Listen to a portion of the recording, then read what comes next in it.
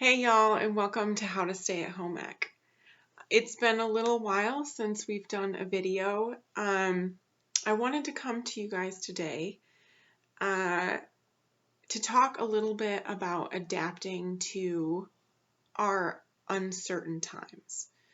The numbers in Dallas are dismal. We are not improving. We are one of the most out of control areas in the nation and in the world. And it's caused me to have to take a step back, to think about what I want for my life, and to think about my unwillingness to adapt to a new moment. And so I wanted to come to you guys today to talk a little bit about what I've been doing in the past week. We're learning this together. We're all in this together. Times are crazy, and I want you to know first and foremost that I don't have all the answers. I may do a show called How to Stay at Home Ec, but there comes a point in every staying at home-ness that feels hopeless, and it feels like this world, or like that our world, my world, is not going to end being the way that it is. And as I watch our numbers rise in Dallas, it makes me ever so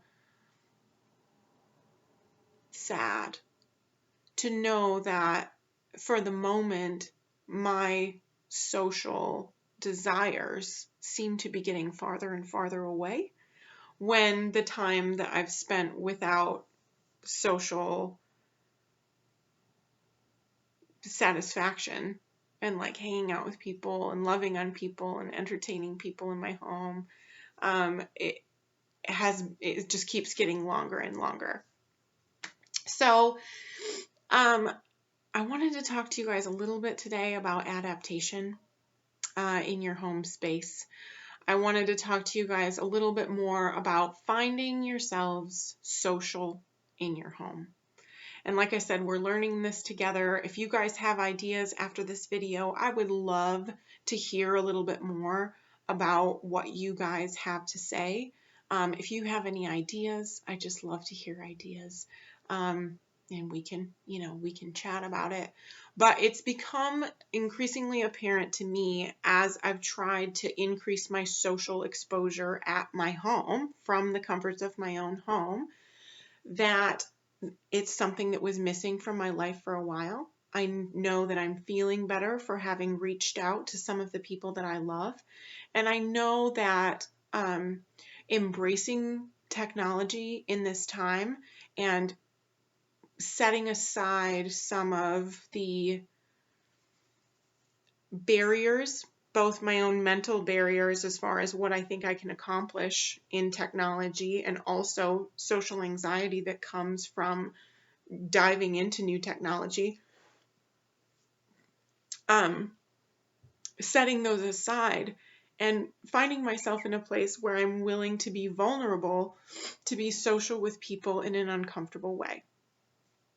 So most of you have probably done some sort of a video call. In the last few months, we've been sheltering in place or quarantining, or being apart from other people, and we are slowly reaching for ideas and social engagements that are within a safe space, that are socially distanced. And I feel like it's really easy, at least in my mind, to think, oh, you know what, everyone will just get together and we'll keep space. And that in itself is uncomfortable. But I think that especially in Dallas right now, with the way that our climate is, that is becoming increasingly, well, not the greatest idea. And so I've been searching out ways to find social interaction to inspire myself and challenge myself mentally, to connect with people in creative ways. And so, yeah, I'm going to share a couple of those thoughts that I had with you this week. So the very first thing, I think I've had a couple of video calls, right?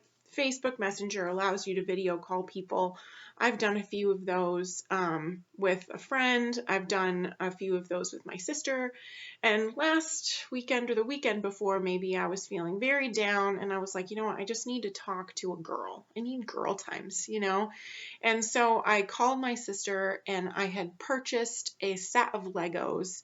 And I happen to know that she has done a few Lego sets just in the time that she's had at home. And I was like, can we just do Legos right now? We'll do our own separate Legos. Like you do your Legos on my side and I'll do my Legos on my side. You do yours on your side, I'll do mine on my side, and we'll just talk about stupid stuff. We'll just talk. And it was probably 2 hours and it was fabulous. We showed each other like our little guys that we made, and that sort of communication I didn't think was possible online. We've had family Zoom situations mostly since this, since shelter in place started, with Jeremy's family and with my family once a week.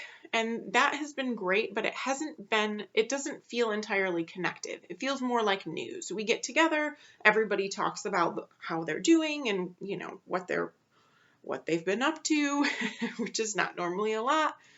But, you know, there's a few things said back and forth. But as far as like being able to kind of talk and laugh, when it first started out, it really wasn't that comfortable. And it's slowly starting to get a little bit more comfortable as we're getting more comfortable with the interface. And also we're getting more comfortable even just like hanging out as a family. Like we didn't used to do that once a week, every week. And so just doing that on a regular basis with my mom in Michigan and, you know, even us three sisters who are in Dallas, like we just didn't get together every week. So it felt kind of strange to do that as family. We normally would only do that like once or twice a year. And so we started doing that a little, obviously since the beginning, as I said, but like that's a little bit different for me than like a social engagement, right? Where you're maybe planning a party or you're planning entertainment or you're trying to blow off steam after the end of a week. Like it's like family times on Zoom is not a place to blow off steam. It just doesn't serve that purpose, at least for me. And so Lego times with my sister was fabulous. And I was like, oh, I need more of this in my life. Shortly thereafter, my mom contacted me to do Pilates over Zoom. And so we've done that for the past 2 weeks. And it's been very nice to work out with someone, you know, and I had started doing live Facebook workouts even the week before that, but kind of being able to, I guess, check in with my mom and then have us do, 20 minutes of a workout and then, go on with our days. It feels like it's getting the juices moving, right? And I think it's important to find somebody that you're willing to be vulnerable with, or that it would be easy to do a thing with, not to just schedule time like, oh, let's talk at such and such a time, but to schedule a time to do a thing that you would do anyway, but that maybe you could invite someone else to do, and you can just do it in front of a camera. Or not do it in front of a camera. I mean, we have our cameras on when we're doing Pilates, but we're not watching each other. We're doing Pilates. And we're watching the video. So I've done Lego times. I've done Pilates times. I've done some workout times. The next thing that I did this week that was a very interesting thing, an interesting opportunity, was one of the days I was looking on Facebook, which I before this whole thing started, I love Facebook events. The fact that you can put in where you're from and they will show you all the things that are going on in town. Love that. Found a lot of great, interesting little vittles, things to do that were even to the point of like eclectic things to do in town. I had found quite a few cute little things to do for Jeremy and I. And like dinners, and I mean they have trivia on there, and they have concerts on there, and they have smaller things. They have classes and things on there. But now they have the option to go on and you can find all sorts of stuff online. So you can go in and find things that are happening online, and they're not even things necessarily that are happening around you, but they can be things that are happening around you. The beauty of the internet is if I want to watch, and I had on my calendar, but it was in the middle of the afternoon, I ended up painting, I think. They had a sustainable food webinar in Colorado Springs where I could have watched people in Colorado talk about sustainable foods. And like I absolutely love that. And so at lunch on I think Tuesday, Wednesday, Thursday of this week, I found myself a noon webinar to connect to certain causes around. So the first one was on refugees and what's going on with them and COVID right now. The next one was on things that are going on in the coral reefs, science that they're trying to put together to gauge the deterioration of coral reefs over time because of global warming. And so, like, that one was a little bit dry, but it was amazing. To hear that that the world is still going on outside of COVID, that there are still causes that where people are being innovative in this time because they're forced to be. And I think that those of us that are paralyzed by this time, maybe in our lives, other people aren't, or they don't have an option to be paralyzed. They have to push through. And hearing those people and how they're dealing with causes and how they're reaching out to other people feels really, really good. One of the days I watched a wine tasting. 5 winemakers in Napa Valley talked about Sauvignon Blanc. And I think that was actually the first one that I watched. And I was like, I want to do this at lunch every day. And I wasn't drinking wine. I didn't have those wines, but I got to watch them taste wines and talk about COVID and talk about their favorite wines that they've drank in shelter in place and what's going on at the wineries now and how the grapes are doing and what the future of Sauvignon Blanc is going to be in Napa Valley, and just to kind of have very intelligent conversations that go beyond this moment in time and make me feel connected to this moment. So I think this is all about connecting to the time that you're in by finding people who are talking about this time. And webinars are a great way to do that. Like I said, I've had a really great time listening to these webinars and listening to people talking about their causes and the problem solving that's going on right now. It's super inspiring to see people rising up and showing the world the best that they have. It's also great to know that people haven't just kind of dove under, that there are online presences to, and there are faces to our favorite causes and to our favorite businesses that they're sharing with communities by putting themselves online and by having discussions that maybe are uncomfortable. And so I'm absolutely love that. And I wanted to share that with you guys today. I love that those things are available to us. I have signed up for a couple of webinars already. Most of these registrations are free. Not all of them are free. And if you don't want to do one that's not free, then that's just fine.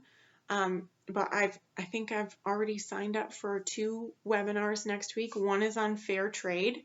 I don't know a lot about fair trade, but I'd love to know just a little bit more. And then I think the other one, oh, there's one I think the next week that I signed up for that is sustainable practices for ocean wildlife based on some of the things that they've done in California. And so kind of trying to figure out what it would mean to do ocean conservation and to save some of the animals that are in trouble right now because of the crazy stuff that's happening in the ocean. Based on what people have done in the past. Humans are amazing and beautiful beings, and they have minds that excel, and we overcome. And the way that we overcome is by finding ourselves in the place where we are. I was reading a book that my mom got me, and it's so funny. She asked me this week, she's like, I got you this book. And she like described the book to me. She's like, I don't know if you remember if I got it for you, but she's got me with this book 3 times, which, I mean, I love that about her, but she's gotten me this book like 3 times. I think I only have 1 copy of it because I really only need 1 copy, but I read it like on the regular.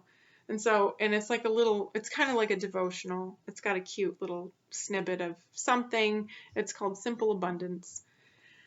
And it's a woman who talks about finding abundance simply and accepting that your life is abundant by practicing abundance, by practicing feeling in your skin and allowing the cosmos to speak to you. And so one of the things that it said yesterday is that one moment in this moment is worth more than 2 moments in the past or 3 moments that have yet to come. And I think that is so huge for this time. Trying to connect to this moment is really hard because it's a really hard time, and connecting can be painful, and it can be emotional. It can be fraught. And I wanted to come to you guys today to say that there are some really interesting ways to connect to your moment right now, and that perhaps technology is one of them. That our desire to be social in this time is not a small desire. Our desire to connect and communicate and gather with one another is one of the things that makes us human. And so if you take that away, you see a deterioration of the human spirit. And so I think it's important to allow yourself to feel sorrow and grief about our losses as individuals, as families, as communities, as social groups, as a country, as a nation, as a world. We've had great loss, and we have to be honest about that before our bodies and our minds allow us to take a step forward in this moment. But once we find ourselves being honest about that, we also get to decide whether we're going to sit in this moment and allow ourselves to adapt to changing moments, to changing truths, to an unpredictable environment. And so I wanted to come to you guys today. I know I keep saying that, but I wanted to come to you guys today to try to let you know that it's hard to see hope. and that being hopeful is super exhausting. I'm finding that seeing hope and seeing a future is more approachable. It's just more visible when I honor my needs and my desires to be social and to gather in a safe way. And right now, a lot of that is online. So I implore you guys to take a step in a direction that is doing something that's maybe a little bit uncomfortable. And maybe that means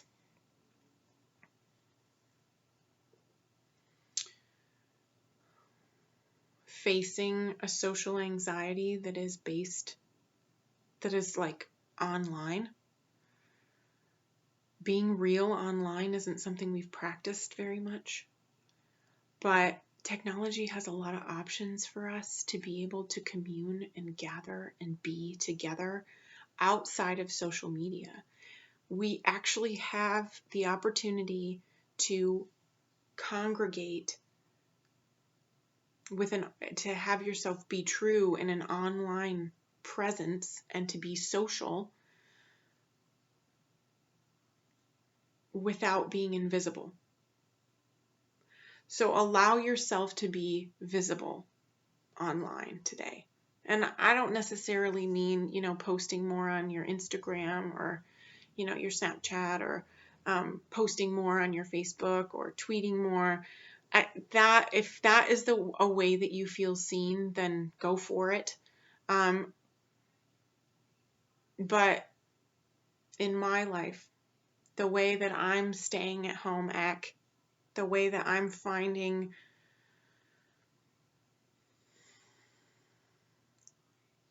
connection to my space and to myself, is by honoring my social inclinations and by finding myself vulnerable in video form. And it's not easy. And I didn't even think that social anxiety, like online in like a Zoom sort of scenario, was a possibility. Like it didn't even occur to me that that was something that was true until I realized that it is, and that I have it. But I want to be with you so much that I am willing to put myself out there and to be vulnerable in that way, to connect with people in my community during this time, to connect to the causes that are still ongoing. They might have been pulled back a little bit, but they're facing new challenges and they need your mind. You have the ability to learn in this time and to watch humans take the game, to watch humans overcome, because that's what we do. And it's being shown to you, but you have to go looking for it. You have to be available to show up in a new way, which may very well be in technological platforms. So, if you guys have more ideas, let me know what you found. I'm really, really geeked to be learning more and to be connecting with new people in my own city, in my own community, but also communities outside of mine. I have tried a few new things in the last week or so. I had a sewing lesson, so I've learned to sew. I've fixed some things. I painted a picture, and I'm doing some more painting in the next couple of weeks. They do have online painting courses where people will send you a kit and you can paint along with people. They have cooking classes that you can do from the comforts of your own home, and you don't have to cook if you don't want to, but you can show up. So show up today. Show up for yourself. Show up to be a presence in a community in a new and sometimes, nerve-wracking sort of way. Maybe bring along your glass of wine. It'll be great. And show up because when you do, it adds value to the human experience. And it lets other people know that people are showing up for this. And it lets other people know that their desire for social interaction is not just, it's not just them. So support your local peeps. Some local businesses are doing the same thing. There are wine tastings, there are cheese tastings, there are some people are doing it really, really well. They've got it down, and it's a lot of fun to see the tricks and treats that people have to give you in this time. And it allows us to give back to business, and it allows us to feel like we are in our own skin. And I hope that for you today. So thank you so much for joining me today on this episode of How to Stay at Home Ec. I hope it's not so long till I see you again. I'll see you on the next episode.